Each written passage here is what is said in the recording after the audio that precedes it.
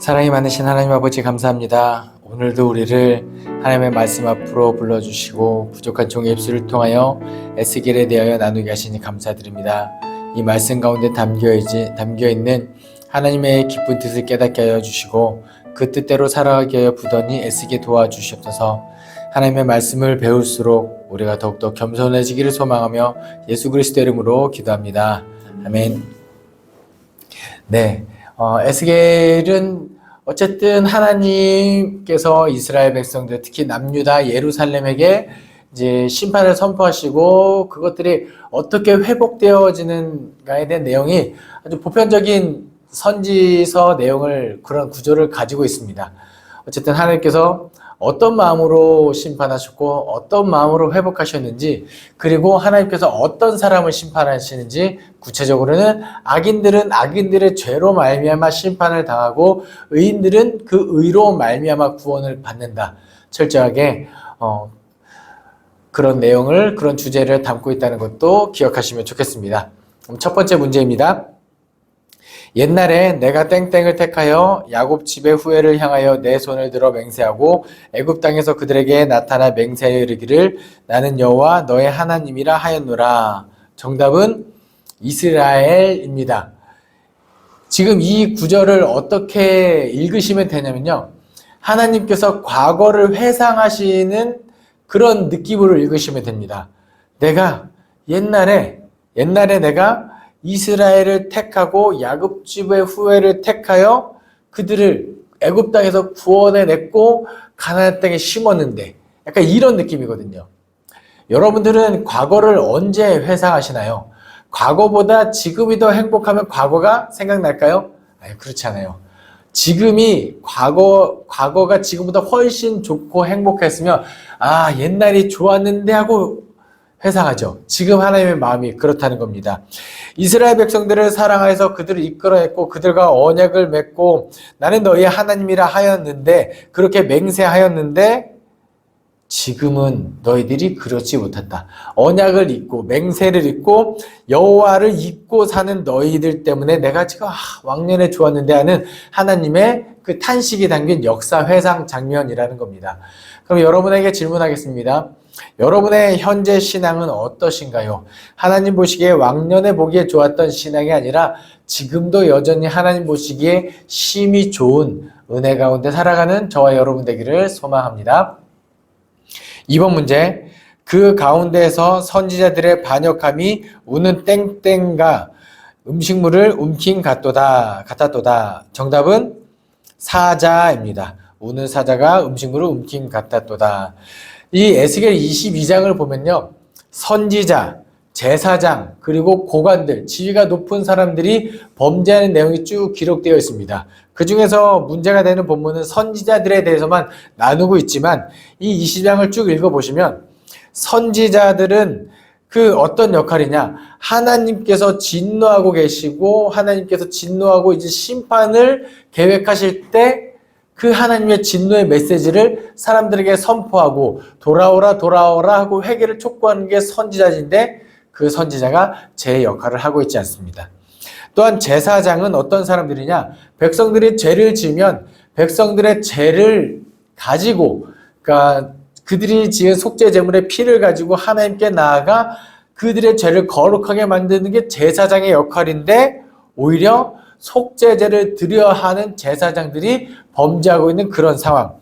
뭔가 고관들은 백성들을 가르치고 옳은 방향으로 이끌어가고 율법을 지키며 너희들은 이렇게 살아라 하고 본이 되어야 하는 사람들인데, 그런 사람들이 지금 어떻다고요? 우는 사자가 음식물을 움킴 같았도다. 여러분, 성경에 우는 사자라고 검색하면 이 에스겔 22장과 베드로전서 5장 8절에 나옵니다. 근신하라 깨어라, 너희 대적 마귀가 우는 사자같이 두루다니며 삼킬 자를 찾나니. 그러니까 지금 우는 사자는 뭐예요? 죄를 지을 시간을, 그런 틈을 호시탐탐 노리는 존재가 우는 사자라는 거예요. 오히려 죄를 막아서고 죄를 용서받게 하고 옳은 길로 인도해야 될 사람들이 호시탐탐 노려서 죄를 짓는 이런 상황이 이 에스겔 22장의 상황이라는 겁니다. 하나님께서 오늘날 어떤 사람들을 찾으실까요? 우는 사자와 같이 죄를 지으려고 애쓰는 사람이 아니라 어떻게 하면 하나님의 의를 이루며 살아갈까 부단히 끊임없이 애쓰는 그런 사람, 저와 여러분 되기를 소망합니다. 3번 문제. 오홀라는 사마리아요, 오홀리바는 땡땡이니라. 정답은 예루살렘입니다. 이것은 하나의 상징 행위인데요. 하나님께서 신랑이 되시고 이제 이스라엘 예루살렘 여기가 어떻게 보면 아브라함의 자손들이죠. 이 북이스라엘 남유다로 나뉘기 전에 이제 신부가 되어서 딸이 태어납니다. 하나는 오홀라, 하나는 오홀리바, 하나는 사마리아고 하나는 예루살렘이죠. 이게 북이스라엘 수도 사마리아, 남유다의 수도 예루살렘. 즉 북이스라엘과 남유다를 대표하는 사람의 이름이라는 거예요. 그런데 하나님이 신랑 되시고 하나님의 그 주권 아래 있으면 오홀라와 오홀리바는 의로운 여인이었어야 돼요. 오히려 하나님의 신부로서 더 거룩하고 더 정결하고 의로워야 되는데 뭐라고 기록합니까?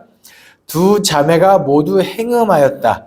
그러니까 이 두 자매가 성경에서 행음했다는 것은 하나님 외에 다른 신에게 눈을 돌리는 것, 즉 우상 숭배를 이야기합니다.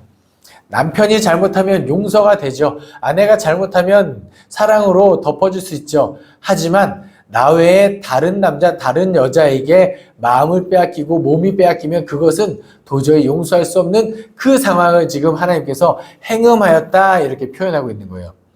근데 놀라운 것은 오홀라가 먼저 아수르에게 마음을 빼앗깁니다. 아수르에게 모든 것을 다 내어주고 마음도 내어주고 몸도 내어주고 행음을 하자 하나님께서 그럼 너희는 아수르의 손에 멸망시키겠다고 그들에게 아예 내줍니다.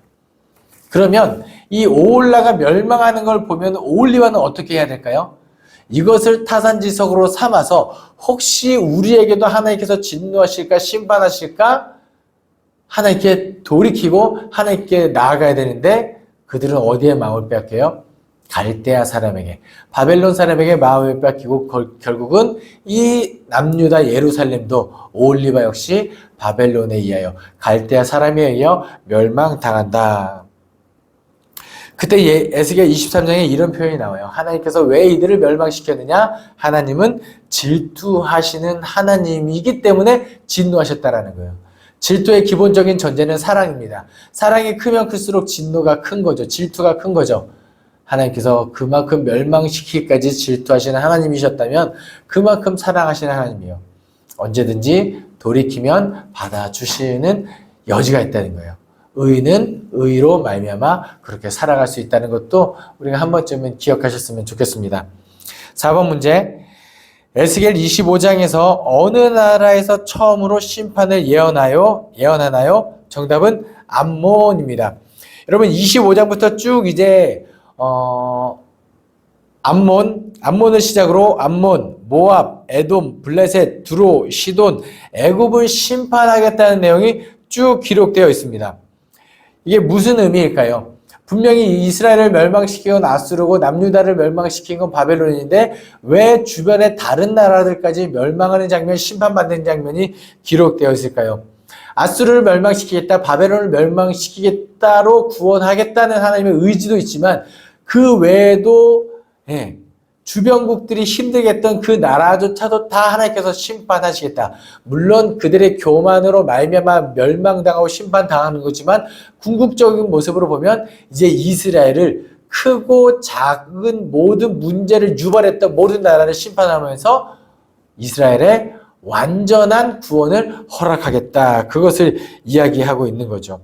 주변국들까지 모두 심판함으로 이제는 온전한 평화를 너에게 허락하겠다는 하나님의 의지가 담긴 구절인데 주변 암몬으로 시작해서 애굽의 심판으로 끝이 난다는 거 기억하셨으면 좋겠습니다. 5번 문제. 그들이 그 가운데 평안히 살면서 집을 건축하며 포도원을 만들고 그들의 사방에서 멸시하던 모든 자를 내가 심판할 때 그들이 평안히 살며 내가 그 하나님 땡땡인 줄을 그들이 알리라. 정답은 여호와입니다. 열방 심판이 쭉 기록되는 장면에 갑자기 28장 25절 26절에 이스라엘 민족이 회복하는 메시지가 딱 기록되어 있어요. 뭐예요? 이게 하나님의 본심이라는 거예요. 아무리 힘들게 하고 진노하고 심판하도 그 중간중간에 숨길 수 없는 하나님의 은혜와 사랑 회복의 메시지가 여기도 기록되어 있다는 거죠. 하나님께서 이것을 심판하시는 이유는 뭘까요? 이스라엘을 구원하시는 이유는 뭘까요? 오늘 이 문제에 나온 본문에서 내가 그 하나님 여호와인 줄을 그들이 알리라. 이게 목적이신 거예요. 그러니까 온누리 하나님, 온 세상의 주권자가 하나님 되심을 알리기 위하여 이스라엘 주변국들을 심판하시고 하나님의 선택된 민족 이스라엘도 회복시키신다는 것. 여러분은 언제 은혜를 받으셨나요?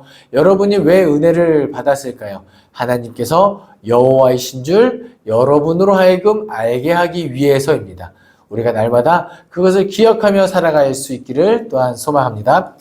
6번 문제. 나는 땡땡이 죽는 것을 기뻐하지 아니하고 땡땡이 그의 길에서 돌이켜 떠나 사는 것을 기뻐하노라. 괄호 안에 공통으로 들어갈 말은 무엇인가요? 정답은 악인입니다. 하나님의 또 본심이 여기 나오는 거죠. 하나님께서 에스겔 1장부터 쭉 왜 너희들이 진노를 샀는지, 왜 심판받는지에 대한 이유를 쭉 설명하세요. 그래서 갑자기 뒤통수를 치듯이 심판하시는 것이 아니라 충분히 경고하신 다음에 그리고 조목조목 알려주신 다음에 심판을 하시는데 그때도 하나님의 마음은 뭐라고요? 나는 악인을 심판하는 것을 기뻐하지 않는다.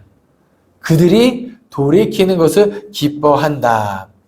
그래서 끝까지 부단히 애쓰는 하나님의 모습인데 이 에스겔 33장은 또 특별한 장입니다. 뭐냐면 파수꾼 장이라고 하는데요. 에스겔 3장에서 하나님께서 파수꾼을 세우세요. 그런데 에스겔 3장에서는 그의 입을 막으시거든요. 이제는 더 이상 이스라엘 민족들에게 경고하지 마라. 왜요? 이제 심판할 것이니까 너는 입을 닫아라. 경고의 메시지는 이제 그만해라 했던 에스겔의 입이 에스겔 33장에서 다시 트입니다. 그리고 그 입에서 선포되어지는 메시지가 뭐냐면 이제 회복시키겠다. 회복을 선포하시는 하나님이죠. 우리는 어떤 것을 기억해야 될까요? 하나님께서 에스겔의 입을 막으셨지만 끝까지 악인이 회개하고 돌이키는 것을 기다리시는 그 하나님의 마음을 우리가 한 번쯤 헤아리시기를 간절히 소망합니다. 당연히 우리가 조금만 죄를 지어도 언제든지 회개하고 돌이키면 하나님께서 받아주시는 것도 기억하면 좋겠습니다. 7번 문제. 내가 친히 내 양의 땡땡이가 되어 그것들을 누워있게 할지라 주 여호와의 말씀이니라. 정답은 목자입니다. 내가 친히 내 양의 목자가 되겠다. 사무엘상 8장 12장에 보면은 이스라엘 자손들이 왕을 요구합니다. 그래서 사무엘이 아니 우리의 이스라엘의 왕은 오직 하나님 뿐이신데 너희가 왕을 구하는 거 옳지 못하다고 극대노해요. 하지만 하나님께서 사무엘에게 뭐라고 말씀하시냐면 왕을 세워주어라. 저들이 너희를 버린 것이 아니라 나를 버렸다. 예, 마치 이 왕을 잘못 세우면 어떤 재앙이 일어나냐면 왕은 이 민족의 대표성을 띠죠. 그 대표성을 띠는 그 왕이 잘못을 저지르면 그 대표자의 죄로 말미암아 민족 전체가 화를 당하는 게 이게 문제인 거예요. 지금 그걸 말하고 있습니다. 내가 왕을 너희들이 세워내려고 해서 왕을 세웠는데 그들이 그래서 내 양을 지키는 목자로 내가 세웠는데 그들이 목자로서 온전히 역할을 감당하지 않았다. 양을 지키는커녕 양을 잡아먹고 양을 다른들에게 포로로 끌려가고 이렇게 목자의 역할을 잘 감당하지 않았다. 그래서 이제 내가 더 이상 이들을 가만히 내버려 두지 않고 내가 너희들의 목자가 되어주겠다 하는 그 본문이 에스겔 34장입니다. 놀랍게도 그 목자 되시는 분이 오늘날 우리에게 누가 되어주셨죠? 예수 그리스도가 되어주시는 거예요. 더 놀라운 것은 뭐냐면 분명히 하나님께서 목자로 왕을 세우셨잖아요. 하지만 왕 중에 내가 하나님께서 목자로 삼아주신 이것이 내가 너무나도 과분한 역할이고 오히려 궁극적으로 하나님이 참 목자이심을 노래한 왕이 있죠. 누구죠? 다윗입니다. 그가 시편 23편에 이렇게 고백합니다. 여호와는 나의 목자시니. 하나님은 이렇게 대리 역할을 목자를 세우셨지만 언제든지 우리의 진정한 목자는 우리가 따라가야 할 분은 하나님이셨음을 다윗은 알고 있었고 그걸 고백한 사람이야말로 왕 중에 왕이 될 수 있었다는 것 우리가 그것도 한번은 묵상하셨으면 좋겠습니다. 8번 문제 또 땡땡을 너희 속에 두고 내 새 마음을 너희에게 주되 너희 육신에서 굳은 마음을 제거하고 부드러운 마음을 줄 것이며 정답은 새 영입니다. 새 영을 너희 속에 두게 하겠다. 이전에 주었던 그 영이 죄로 말미암아 계속 탁해진 거예요. 하나님이 분명히 영을 부어주고 그 영 가운데 마음 가운데 하나님의 율법을 심으시고 그 율법대로 하나님의 양심대로 살아가겠는데 그것이 다 탁해졌으니 이것을 깨끗하게 하는 정도가 아니라 아예 다 드러내고 새 영을 부어주시겠다고 말씀하시는 거예요. 여기서 새 마음은 인간의 의지와 생각의 자리이며 감정과 행동의 바탕이 되는 자리입니다. 또한 영은 인간의 생명의 원리가 담겨져 있는 건데 이 모든 것들을 어떻게 한다고요? 고쳐인 것이 아니라 새 것으로 다 해주겠다. 그래서 새 마음을 가지면 굳은 마음이 사라지고 불순종하던 사람이 순종하게 됩니다. 새 영을 가지게 되면 하나님의 율례와 규례를 지키고자 하는 마음이 절로 들어요. 그러니까 우리가 예수 그리스도의 은혜를 경험하면 우리가 새로운 피조물이 되면 구약의 율법으로 돌아가는 것이 아니라 그 구약의 율법을 내가 어떻게 하면 더 잘 지키며 자발적으로 그 율법을 지키며 살아가게 된다는 거예요. 이게 성화의 과정입니다. 여러분 영적 예배 그리고 새 영이 부어졌을 때 우리가 드리는 예가 영적 예배라고 한다면 이 영적 예배는 어떤 예배일까요? 막 신비적 체험 있고 막 놀라운 기적이 일어나는 그걸까요? 아닙니다. 헬라어에서 영적 예배에서 영적은 로기코스라는 단어를 써요. 로기코스는 이 로고스 원형이 변형된 건데 철저하게 이성적이고 논리적이고 합리적인 거예요. 그러니까 은혜 받으면 우리가 어떻게 변하냐면 막 광신도처럼 이게 아니라 정신이 막 혼미한 게 아니라 어떻게 하면 하나님의 말씀대로 살아갈까 더 또렷해지고 더 이렇게 철저해지고 섬세해지고 순리를 따르게 된다는 거예요.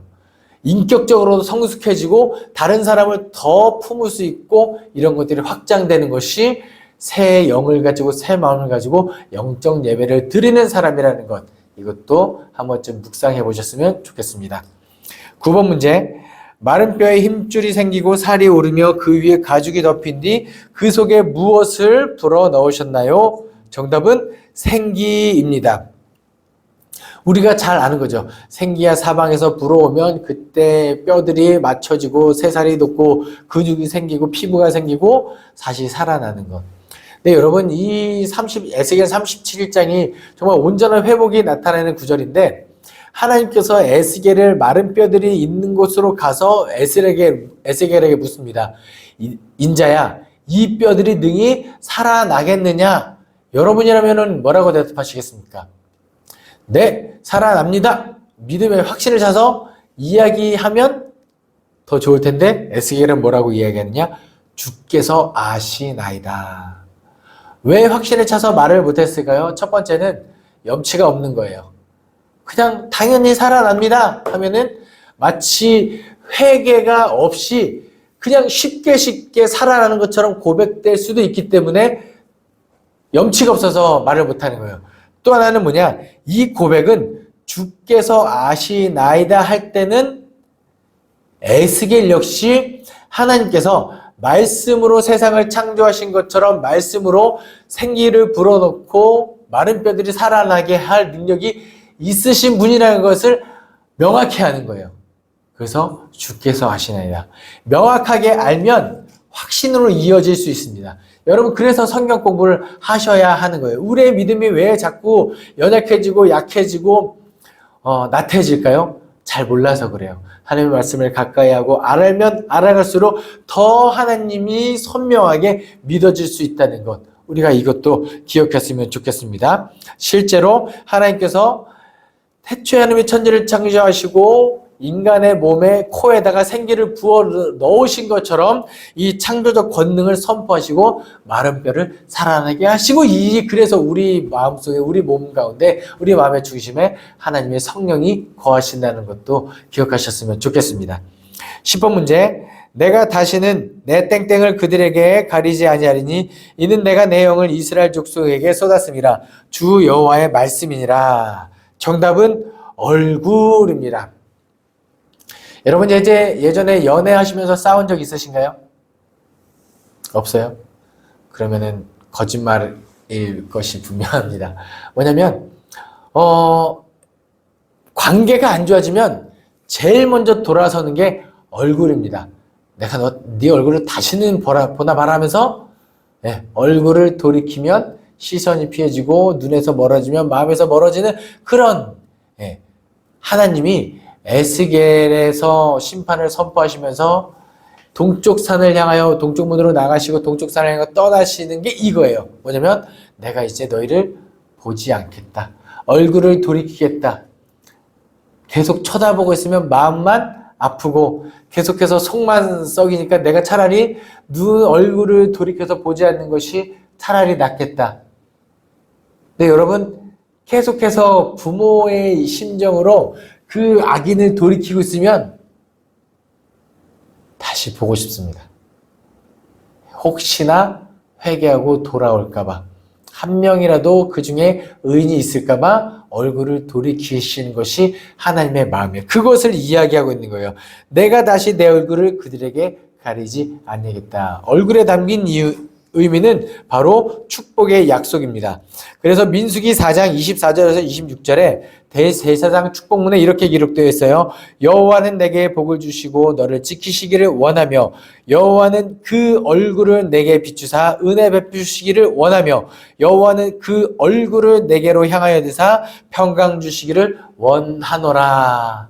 이것을 기억하고 다시 얼굴을 향하여 너희를 바라보고 너희를 회복시키겠다고 약속하시는 그 하나님의 은혜의 메시지, 이거 기억하면 이것을 마음에 품고 살면 우리도 하나님을 향하여 얼굴을 향하고 하나님 바라보고 시선 맞추고 악을 범하지 않을 수 있을 거라 확신합니다. 아무쪼록 하나님의 얼굴을 기억하며 살아가는 저와 여러분 되기를 소망합니다. 기도하겠습니다.